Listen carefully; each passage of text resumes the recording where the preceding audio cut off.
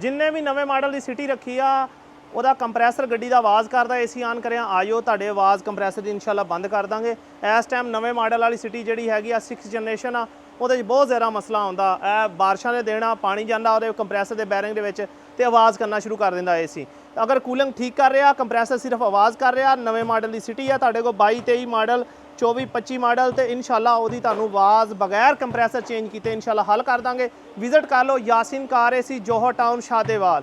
ਇਨਸ਼ਾਅੱਲਾ ਗਰੰਟੀ ਦੇ ਨਾਲ ਤੁਹਾਨੂੰ ਆਵਾਜ਼ ਖਤਮ ਕਰਕੇ ਦੇਵਾਂਗੇ और बगैर कंप्रेसर चेंज किए। विजिट करो यासीन कार एसी जोहर टाउन शादेवाल 0343715942 दस्ती 1 घंटे तुहाडे गड्डी दा कंप्रेसर इंशाअल्लाह ठीक कर देंगे। ओके।